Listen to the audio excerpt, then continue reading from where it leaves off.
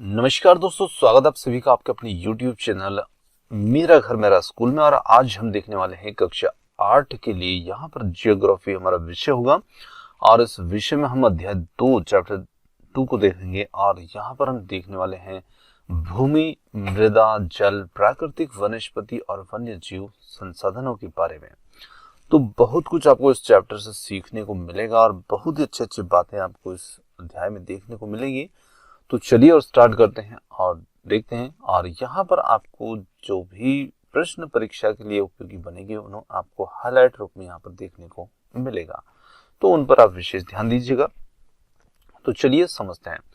तो देखिए, भूमि, मृदा, जल, प्राकृतिक वनस्पति और वन्य जीवन संसाधनों से संबंधित ये हमारा अध्याय है। तो सबसे पहले यहाँ पर शुरुआत करते हैं दो परिवारों की। अब देखिए, दो परिवार जब होते हैं और वो दोनों भिन्न भिन्न स्थितियों में, भिन्न भिन्न जगह, भिन्न भिन्न क्षेत्रों पर रहते हैं, तो उनके भौगोलिक, उनकी वातावरण, उनकी आर्थिक स्थितियों में भी कई प्रकार का अंतर हो सकता है। तो वो अंतर हम समझेंगे कि अंतर उनके अंदर कैसे आता है। तो यहाँ पर दो छोटे छोटे से उदाहरणों से आपको ये बात समझने को मिलेगी। देखिए, सबसे पहले यहाँ पर हम बात करते हैं, जैसे तंजानिया एक छोटा सा क्षेत्र है अफ्रीका के एक छोटे से गांव में। मांबा पानी लाने के लिए कुछ प्रातः शीघ्र उठती है। तो यहाँ पर हम देख सकते हैं कि ये एक तंजानिया अफ्रीका का एक छोटा सा गांव है और वहां पर मांबा पानी लाने के लिए प्रातः शीघ्र काल से उठती है और उसे बहुत दूर जाना पड़ता है और वहां कुछ घंटों के बाद वह लौटती है। इसके उपरांत वह घर के कार्यों में अपनी माँ का हाथ बटाती है और अपने भाइयों की बकरियों की देखभाल करने में मदद करती है। और उसके परिवार के पास उनकी छोटी झोपड़ियों के चारों ओर चट्टानी भूमि का एक भाग है। तो देखिए, अब यहाँ पर आपको समझना है कि वो रहती कहाँ है। तो वो एक चट्टानी जो क्षेत्र है वहां पर रह रही है और उसकी झोपड़ी है। झोपड़ी के चारों ओर चट्टानी भूभाग है और मांबा के पिता कठिन परिश्रम के बाद कुछ मक्का और सेम ही उगा पाते हैं। तो यहाँ पर आपको ये बात सीखने को मिल रही है कि इस क्षेत्र में सिर्फ वो कौन सी फसल उगा सकते हैं, तो मक्का और सेम ही उगा सकते हैं। फिर भी यह उनके परिवार के साल भर के खाने के लिए पर्याप्त नहीं होता है। मतलब उनको काफी ज्यादा यहाँ पर मेहनत करनी पड़ रही है और फिर भी उनके परिवार का भरण पोषण नहीं हो रहा है ना। अब बात करते हैं पीटर की। देखिए, पीटर जो है वो न्यूजीलैंड के भेड़ पालन प्रदेश के मध्यवर्ती भाग में रहता है। मतलब न्यूजीलैंड के अंदर जो भेड़ का पालन है वहां के मध्यवर्ती भाग में वो रहता है और उसका परिवार जो है ऊन प्रक्रमण करने का कारखाना चलाता है। मतलब वहां पर ऊन को उत्पन्न करने का कार्य उसका परिवार कारखाने के रूप में चलाता है। और प्रतिदिन जब पीटर स्कूल से लौटता है तो वह अपने चाचा को अपनी भेड़ों की देखभाल करते हुए देखता है। मतलब उसकी देखभाल करते हुए देखता है। और उसका जो भेड़ों का बाड़ा है वो कुछ ही दूरी पर पहाड़ियों से लगे एक विस्तृत घास के मैदान पर स्थित भी है। आगे हम बात करते हैं, वहां पर नवीनतम प्रौद्योगिकी का उपयोग करते हुए एक वैज्ञानिक विधि से इसका प्रबंधन भी किया जाता है। पीटर का परिवार जैविक कृषि के द्वारा सब्जियां भी उगाता है। और मांबा और पीटर, अब यहाँ पर इन दोनों उदाहरणों से हमें, दो परिवारों के उदाहरण से क्या बात समझने को मिलती है। देखिए कि मांबा और पीटर जो हैं वो दो विश्व के दो विभिन्न स्थानों में रहते हैं और उनके जीवन का व्यतीत करने का तरीका भी बहुत अलग है, दोनों में बहुत अंतर है।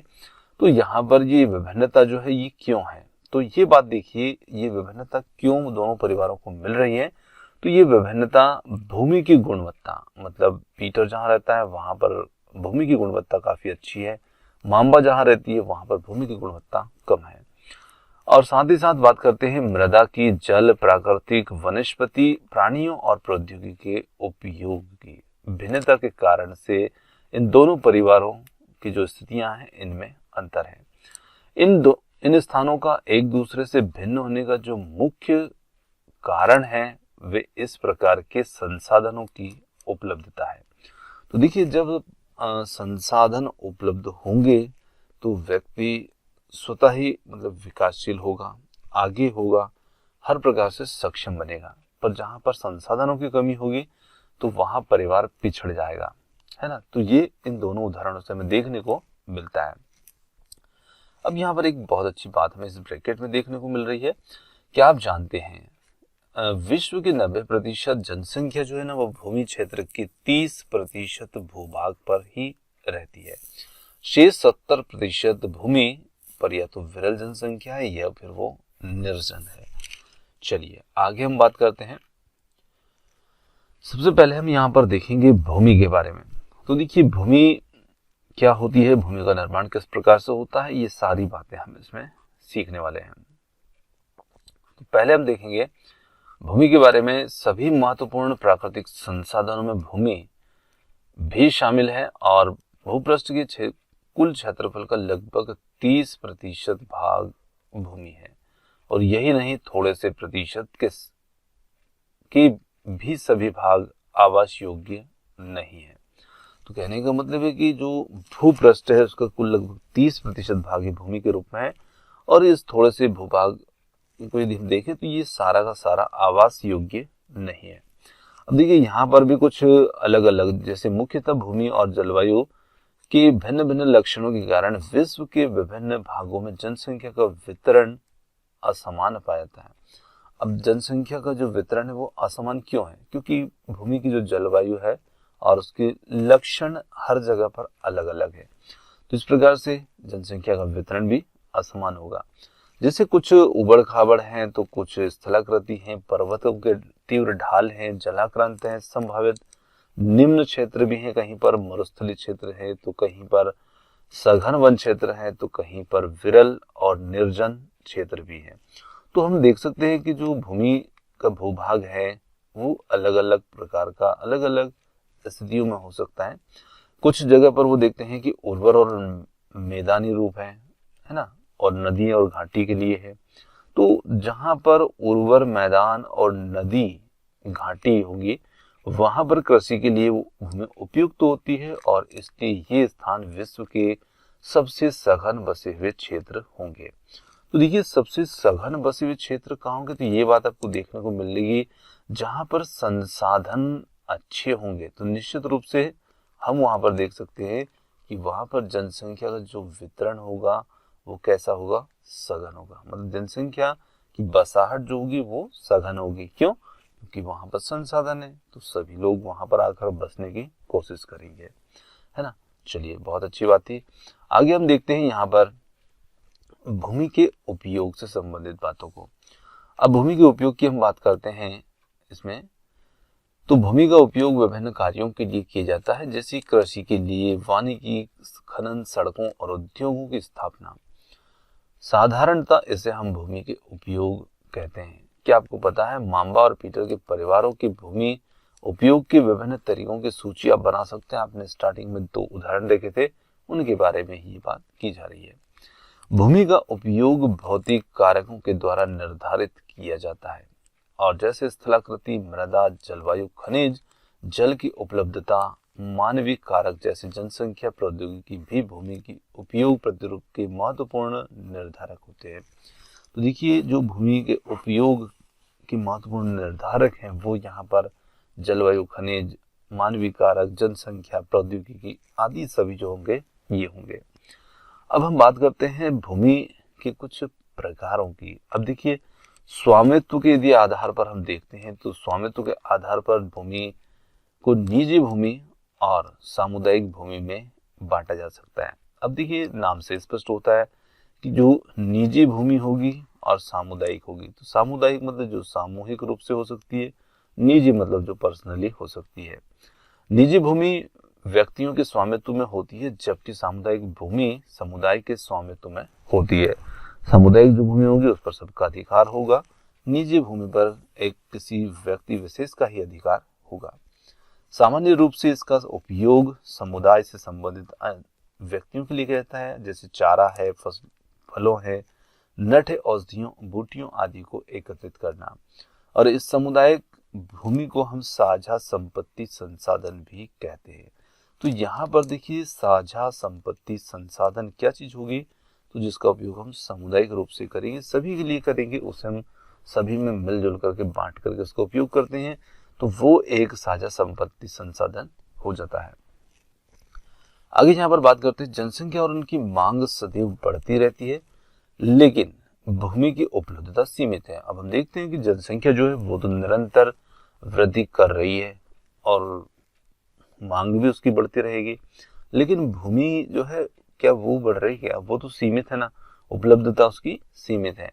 तो स्थान के अनुसार भूमि की गुणवत्ता में अंतर होता है और लोगों ने सामुदायिक भूमि पर व्यापारिक क्षेत्र बनाने, नगरीय क्षेत्रों में घर बनाने और ग्रामीण क्षेत्रों में कृषि योग्य भूमि के विस्तार करने के लिए अनाधिकृत हस्तक्षेप करना शुरू कर दिया है। अब हम ये देखते ही देखते हैं कि जहाँ पर कुछ नगरीय क्षेत्र है उसमें घर बनाने के लिए ग्रामीण क्षेत्र हैं, तो वहाँ पर कृषि योग्य भूमि का विस्तार करने के लिए अनाधिकृत रूप से लोगों ने हस्तक्षेप करना शुरू कर दिया है। आगे हम अब हस्तक्षेप क्यों कर दिया है? क्योंकि जनसंख्या बढ़ रही है, वृद्धि हो रही है, मांग बढ़ रही है, तो लोग जो है अनाधिकृत रूप से उसमें हस्तक्षेप करने की कोशिश करते हैं। आगे हम देख रहे हैं, प्रतिरूप में व्यापक परिवर्तन हमारे समाज में सांस्कृतिक परिवर्तनों को दर्शाते हैं। वर्तमान में कृषि और निर्माण संबंधी गतिविधियों के प्रसार के कारण निम्नीकरण, भूस्खलन, मृदा अपरदन, मरुस्थलीकरण पर्यावरण के लिए प्रमुख खतरा है। अब हमारे समाज में हम देखते हैं कि कुछ सांस्कृतिक परिवर्तन, प्रतिरूप जो है वो सांस्कृतिक परिवर्तन को दर्शाते हैं और इसमें कुछ ऐसी गतिविधियां भी इसमें शामिल होती है। अब चलिए यहाँ पर कुछ चित्रों पर नजर डालते हैं और देखते हैं।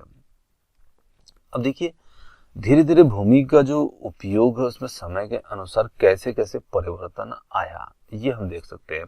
अब इसे हमें क्रम से समझने की कोशिश करते हैं। देखिए, यहाँ पर पहले नंबर के चित्र की यदि हम बात करते हैं, 1 नंबर की, तो यहाँ पर कुछ किसान हैं और लोगों के घर देख सकते हैं आप, झोपड़ियों के रूप में कच्चे मकान हैं और लोग यहाँ पर पशुओं को पाल रहे हैं। किसान हल का उपयोग कर रहे हैं और बैलों का उपयोग कर रहे हैं। मतलब यहाँ पर कृषि जो है वो परंपरागत पुराने तरीके से की जा रही है ना। इसके अंदर हम ये देख रहे हैं। अब थोड़ा सा क्या है, समय के साथ साथ जनसंख्या में जैसे वृद्धि होती है तो समय बदलता है, परिस्थितियां बदलती है और इस किसान और यहाँ का जो क्षेत्र है वो इस दूसरे रूप में परिवर्तित हो जाता है। अब यहाँ पर आप देख सकते हैं कि जो किसान है वो कुछ अपने समय की व्यस्तता को दर्शाते हैं और यहाँ पर तकनीक का, यंत्रों का उपयोग कर रहे हैं। अब यहाँ पर आप देख सकते हैं इस चित्र के अंदर बिजली वगैरह नहीं दिखाई गई है। यहाँ पर पुराने तरीके से तालाब है, उसी से नहर से सिंचाई की जा रही है, परंतु हम यहाँ पर देखते हैं यहाँ पर बिजली आ चुकी है इस क्षेत्र के अंदर, मतलब इसका विकास हो चुका है। साथ साथ लोगों को देख रहे हैं आप, रहन सहन जो है बदल चुका है और ट्रैक्टर के माध्यम से यहाँ पर खेती की जा रही है, मशीनों के माध्यम से खेती की जा रही है। लोगों के जो मकान है वो भी काफी पक्के और मजबूत बन चुके हैं और गांव के अंदर एक चमक नजर आ रही है। फिर अब आगे की बात करते हैं। अब और आगे हम जब तीसरे चित्र के अंदर जाते हैं तो उसमें आप देखिएगा गौर करके, अब यहाँ पर क्या है कि जो गांव है धीरे धीरे नगर के रूप में परिवर्तित होने लग गया है। यहाँ पर और भी जो नगर है, मतलब गांव था, वो कुछ इस रूप में आ रहा है। तो यहाँ पर हम देख सकते हैं जो खेत हैं उनमें कमी आ गई है, उनकी जगह स्थान कारखानों ने, उद्योगों ने, बड़ी बड़ी इमारतों ने ले लिया है। तो यहाँ पर कृषि योग्य जो भूमि है वो क्या हो गई, खत्म हो जाती है। आगे की ओर बढ़ते हैं अगले चित्र की ओर। यहाँ पर आप देख सकते हैं यहाँ पर पूरा ही वातावरण आपको बदलता हुआ दिखाई देगा। कोई किसान नजर नहीं आ रहा है और सिर्फ ये एक नगरीकरण है। यहाँ पर हम देख सकते हैं कि हवाई जहाज भी इसके अंदर उड़ रहे हैं, मतलब काफी ज्यादा प्रगति यहाँ पर हो चुकी है। तो क्या यहाँ पर खेती की जाएगी? नहीं की जाएगी। क्यों? क्योंकि पूरा जो कृषि योग्य भूमि थी वो तो पूरी रूपांतरित हो चुकी है, उसका जो है खनन हो चुका है, खत्म हो चुकी है। तो इस प्रकार हम देख सकते हैं कि जैसे जैसे जनसंख्या में वृद्धि होती है तो किस प्रकार से समय के साथ साथ ये स्थितियां जो है बदलती जाती है और इस प्रकार से भूमि की उपलब्धता जो है वो घटती जाती है। अब आगे हम देखते हैं कि जो भूमि संसाधन है हमारा, उसका हम किस प्रकार से संरक्षण कर सकते हैं, किस प्रकार से उसको बचा सकते हैं, किस प्रकार से हम उसे नष्ट होने से बचा सकते हैं। तो बढ़ती हुई जो जनसंख्या है, अभी हमने 4 चित्रों के माध्यम से ये देखने की कोशिश की, तो सबसे ज्यादा जो कारण है इसका जिम्मेदार है वो बढ़ती हुई जनसंख्या है और साथ ही साथ इसकी बढ़ती हुई मांगों के कारण वन भूमि पर, कृषि योग्य भूमि पर बड़े पैमाने पर विनाश हुआ है और इसी प्राकृतिक संसाधन की समाप्त होने का डर पैदा हो गया है। और डर क्यों पैदा हुआ? जनसंख्या वृद्धि के कारण। इसलिए विनाश की वर्तमान दर को अवश्य ही रोकना चाहिए और इसके लिए वन रोपण, भूमि उद्धार, रासायनिक कीटनाशकों एवं उर्वरकों के विनियमित उपयोग और अतिचारण पर रोक आदि पर भूमि संरक्षण के लिए कुछ प्रयुक्त सामान्य तरीके हैं। तो यहाँ पर कुछ तरीके बताए कि हम इसमें वन रोपण कर सकते हैं, भूमि का उद्धार कर सकते हैं और रासायनिक जो कीटनाशक हैं उनका उपयोग और अतिचारण पर रोक लगा करके और भूमि के संरक्षण के लिए कुछ तरीके को हम देख सकते हैं। ये कुछ तरीके थे। आगे हम बात करते हैं मृदा की। देखिए, भूमि और मृदा दो अलग अलग चीजें हैं। अब मृदा की यदि हम बात करते हैं तो मृदा क्या चीज होती है? पृथ्वी के पृष्ठ पर दानेदार कणों के आवरण की पतली जो परत होती है ना, उसे हम मृदा कहते हैं, मतलब मिट्टी कह देते हैं। और यह भूमि की निकटता से जुड़ी हुई है। अब है तो वो भूमि के ऊपर है, तो इसलिए दोनों जुड़ी हुई है, मतलब एक दूसरे से संबंधित ही हम मान सकते हैं, पर फिर भी अंतर भी है ना। भूमि से निकटता से जुड़ी हुई है और स्थल रूप से मृदा के प्रकारों को निर्धारित करते हैं। मृदा के निर्माण चट्टानों से प्राप्त खनिज और जैव पदार्थ जो होते हैं उनसे इसका निर्माण होता है। चलिए आगे इसमें बात करते हैं कुछ भूस्खलन से संबंधित।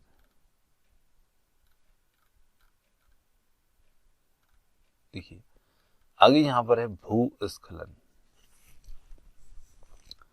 अब भूस्खलन जो है ये भी हमारी जो भूमि है उसे अपरदित करना, ये एक प्राकृतिक कारण है। देखिए भूस्खलन जो होता है वो किस प्रकार से होता है? तो सामान्य रूप से शेल, मलबा, ढाल से गिरने वाली जो मिट्टी के बहुत संचलन के रूप में परिभाषित किया जाता है और ये प्राय भूकंप, बाढ़ और ज्वालामुखी के साथ में घटित होते हैं। तो हम देख सकते हैं कि भूस्खलन मतलब कि जो चट्टानें होती है, बर्फ सॉरी पर्वतीय क्षेत्र होते हैं, वहां पर जो चट्टानें या जो पहाड़ के क्षेत्र के भाग होते हैं, कुछ हिस्से जो होते हैं, वो पानी के साथ, भूकंप के साथ, भूकंप आने से या किसी प्रकार की हलचल, बाढ़, ज्वालामुखी आदि के साथ में वो उस पहाड़ के ऊपर वाले भाग से नीचे की ओर गिर जाते हैं, टूट जाते हैं। उसी को हम कह देते हैं भूस्खलन, मतलब भूमि का खिसकना। अब भूमि एक पहाड़ के रूप में होगी तो वो बहुत जल्दी से खिसकेगी, समतल भाग नहीं खिसकेगा, है ना। तो ये भूस्खलन होता है और ये नदी के प्रवाह को कुछ समय के लिए अवरुद्ध कर देगा। अब मान लीजिए कि यहाँ पर किसी पहाड़ के पास से कोई नदी गुजरती है तो भूस्खलन होगा, पहाड़ का कुछ हिस्सा टूटकर गिरेगा, बहेगा, नीचे धंसकर आ जाएगा, तो वो नदी को अवरुद्ध कर देगा। अब नदी को जब वो अवरुद्ध कर देता है तो नदी अवरुद्ध या अचानक फूट पड़ने वाली निचली घाटियों के आवास क्षेत्र जो होते हैं ना, वहाँ विध्वंस आ जाता है, क्योंकि वहाँ कुछ घर दब जाते हैं, कुछ मलबे के नीचे आ जाते हैं, कुछ भी ऐसी स्थितियां वहां पर देख सकते हैं। तो पहाड़ी भूभाग में भूस्खलन एक मुख्य और विस्तृत रूप से फैली हुई प्राकृतिक आपदा है। तो देखिए ये जो आपदा है ये हमारे हाथों में नहीं है, प्राकृतिक आपदा है जो प्राय जीवन संपत्ति को आघात पहुंचाती है और चिंता का एक मुख्य विषय भी है। अब यहाँ पर हम एक वस्तु स्थिति का अध्ययन करते हैं। अब देखते हैं, जैसे हिमाचल प्रदेश के किन्नौर जिले के रेकोंग पीओ के निकट एक पंजी गांव में बड़े भूस्खलन के कारण राष्ट्रीय महामार्ग 22 की पुरानी हिंदुस्तान तिब्बत सड़क का 200 मीटर तक का भाग नष्ट हो गया था और ये भूस्खलन पंजी गांव में तीव्र विस्फोट के द्वारा या विस्फोटन के द्वारा हुआ था।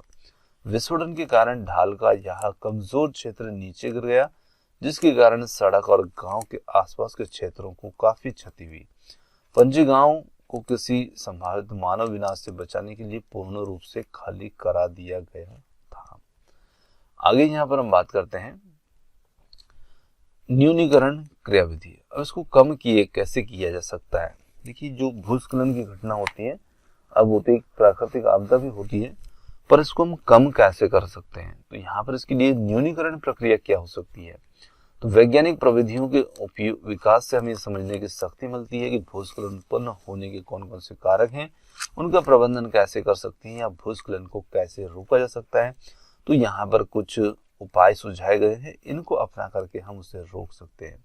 अब यहाँ पर चित्र देख रहे हैं, चित्र के अंदर आप सड़क देख रहे हैं, सड़क साइड में ये जो है दीवार बनी हुई है और इसके ऊपर जो है इधर की साइड में हम देख पा रहे हैं कि ये पहाड़ी क्षेत्र है। तो भूस्खलन का प्रभावित क्षेत्रों में मानचित्र बनाकर इससे प्रभावित होने वाले स्थानों को इंगित करना और इन क्षेत्रों को आवास बनाने के लिए छोड़ा जा सकता है। मतलब यहाँ पर किसी प्रकार के आवास को नहीं बनाने दिया जाए ताकि आने वाली किसी भी प्रकार की हानि, मानव विनाश से इन्हें रोका जा सके। आगे हम बात करते हैं भूमि को खिसकने से बचाने के लिए यहाँ पर हम प्रतिधारित दीवार का निर्माण कर सकते हैं। अब देखिए ये जो दीवार बनाई गई है ये प्रतिधारित दीवार है ताकि भूस्खलन को ये रोक ले, सड़क, नदी आदि कुछ भी हो अवरुद्ध होने से बच जाए। भूस्खलन को रोकने का सबसे प्रभावित तरीका है वनस्पति आवरण में वृद्धि। हमें वनस्पति ज्यादा लगानी चाहिए जिससे कि भूस्खलन जो है उसे रोका जा सके। आगे यहाँ पर हम बात करते हैं सतही अपवाह तथा झरनों के प्रवाह के साथ साथ भूस्खलन की गतिशीलता को नियंत्रित करने के लिए पृष्ठीय अपवाह नियंत्रण उपाय कार्यान्वित किए गए हैं। चलिए ये थे कुछ तरीके जिससे कि हम भूस्खलन की क्रिया को कम कर सकते हैं। आगे हम इसमें देखते हैं मृदा परिच्छेदिका। देखिए कुछ मृदा परिच्छेदिका क्या चीज होती है, कभी कभी ये भी प्रश्न हमारे सामने आ जाता है। तो देखिए मृदा परिच्छेदिका मतलब कि जो हमारी भूमि है उसको यदि हम कुछ परतों के रूप में देखते हैं तो वही विभिन्न परतों के रूप में उसे समझना, उसे देखना मृदा परिच्छेदिका कहलाता है। मतलब यूँ समझिएगा कि आपने जमीन को काट दिया है और आप उसकी भीतरी भाग से जो कटा हुआ भाग है उससे आप कुछ अलग अलग परतों को देख पा रहे हैं। तो जब हम किसी भी मिट्टी या जमीनी भाग को काटेंगे तो हम काट तो सकते नहीं, पर हमें समझना है इस प्रकार से कि जब हम जमीन को खोदते हुए नीचे जाते हैं, नीचे जाएंगे अगली परत में और परत में और परत में, इस प्रकार से परतें मिलती है। तो उन्हीं परतों को समझना, बताना मृदा परिच्छेदिका है।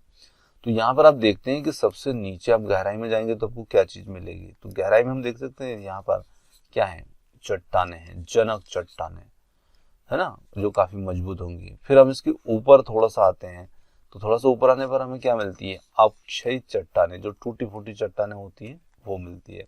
इसके और ऊपर की परत की यदि हम बात करते हैं तो यहाँ पर हमें बालू है, गाद है, क्ले है, इसके साथ उपमृदा होती है, मतलब यहाँ पर मिट्टी है, कुछ नमी कीचड़ होगी है ना, इसी के साथ में कुछ रेत के कण भी होंगे, ये सब चीजें हमें इसमें मिलती है। और हम इसके और ऊपर की भाग की बात करते हैं तो ऊपर का जो भाग होता है सबसे ऊपर का वो ह्यूमस वनस्पति के साथ में ऊपरी मृदा होती है। अब आप जमीन पर देख सकते हैं, जमीन पर क्या होता है, मिट्टी होती है, ह्यूमस होता है, वनस्पति होती है, घास वगैरह होते हैं, छोटे मोटे ये चीज होते हैं। आप नीचे जाएंगे थोड़ा सा रेत मिट्टी मिलेगी, फिर और नीचे जाएंगे कुछ कच्चे पत्थरों के रूप में आपको अक्षय चट्टाने मिलेंगी, और सबसे गहराई में जाएंगे तो आपको जनक चट्टाने और मजबूत पत्थर की चट्टाने देखने को मिलती है। तो ये है मृदा परिच्छेदिका। अब इसी में हमें एक बहुत अच्छी बात मिलती है हमें कि जो मिट्टी होती है या भूमि होती, मृदा होती है, क्या आप जानते हैं कि केवल 1 सेंटीमीटर जो मृदा होती है ना उसको बनने में सैकड़ों वर्ष लग जाते हैं, मतलब कई 100 साल लग जाते हैं उसको 1 सेंटीमीटर की मृदा का निर्माण होने में। तो आप समझ सकते हैं कि जो मृदा हम देख सकते हैं वो कितने सालों में, कितने लंबे समय अंतराल में बनी होगी। भूमि पर पाए जाने वाले खनिजों से होता है और अपक्षय की प्रक्रिया के माध्यम से बनती है, और खनिज और जैव पदार्थों के सही मिश्रण को हम मृदा उपजाऊ बनाता है। चलिए आगे इसमें हम देखते हैं मृदा जो होती है उसके निर्माण को प्रभावित करने वाले कुछ कारक। अब देखिए मिट्टी का जो निर्माण होगा, मृदा का जो निर्माण होगा, उसे कौन कौन से कारक जो है वो प्रभावित करेंगे। तो यहाँ पर पहले देखते हैं जलवायु है, तापमान, वर्षा, अपक्षय और ह्यूमस निर्माण की जो दर होगी वो मृदा को प्रभावित करेगी। इसी के साथ साथ यहाँ पर समय मृदा परिच्छेदिका की मोटाई को निश्चित करता है। ह्यूमस वनस्पति, प्राणी जात और सूक्ष्म जीव ह्यूमस निर्माण की दर को प्रभावित करते हैं और इनसे मृदा प्रभावित होती है।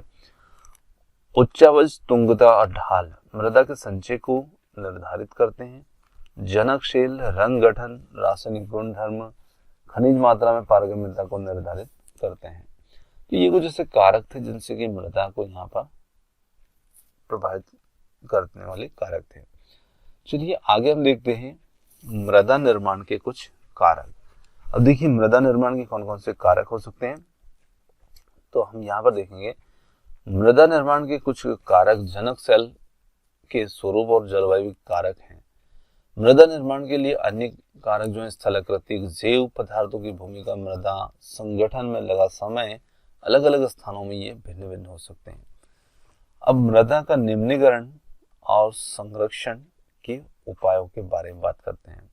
अब यहाँ पर भारत के अंदर जो मिट्टियां पाई जाती है उनके ऊपर आप देख सकते हैं भारत में कौन कौन से प्रकार की मिट्टियां पाई जाती है। तो यहाँ पर आपको ये बात मिलेगी, जलोढ़ मिट्टी है, काली मिट्टी, लाल मिट्टी, लेटेराइट मिट्टी है ना, और मरुस्थली और पर्वतीय प्रकार की मृदाएं हो सकती है। तो ये हमारे भारत के अंदर पाई जाने वाली मिट्टियों के प्रकार हैं। आगे हम देखते हैं मृदा का निम्नीकरण और संरक्षण के उपाय। देखिए मृदा अपरदन मतलब मृदा का नष्ट होना, बहना, ये सभी मृदा अपरदन होते हैं। मृदा अपरदन और क्षीणता मृदा संसाधन के लिए दो मुख्य खतरे हैं। मानवीय और प्राकृतिक दोनों ही कारकों से मृदा का निम्नीकरण हो सकता है और मृदा के निम्नीकरण में सहायक कारक है वन उन्मूलन।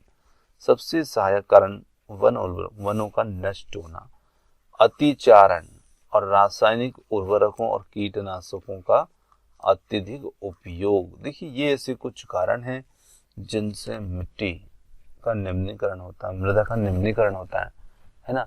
वर्षा दोहन, अति भूस्खलन और बाढ़। अब देखिए कुछ प्राकृतिक कारण भी इसमें शामिल है, जैसे भूस्खलन हो गया, बाढ़ हो गया, वर्षा हो गई, तो ये प्राकृतिक कारण है। पर मानव निर्मित ये वन अतिचारण आदि ये मानव निर्मित कारक है। तो इस प्रकार से मृदा संरक्षण के लिए कुछ विधियां हैं। अब इन विधियों को समझते हैं। देखिए पहली विधि यहाँ पर है मल्च बनाना।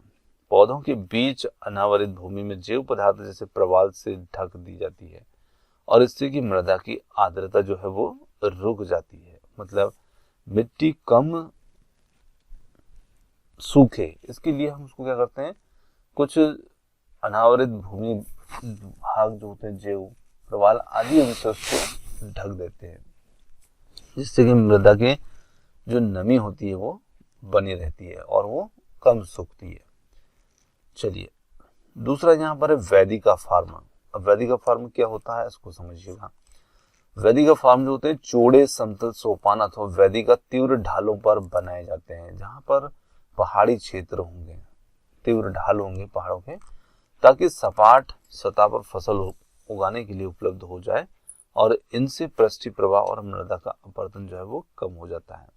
अब यहाँ पर एक उदाहरण को आप देख सकते हैं वेदिका फार्म, जैसे कि यहाँ पर ये इस क्षेत्र के अंदर देख पा रहे हैं पहाड़ी क्षेत्र है और यहाँ पर थोड़े थोड़े भाग को ऐसे समतल रूप में बनाया गया है ताकि धीरे धीरे मिट्टी का यहाँ पर बहना जो है वो रुक जाए।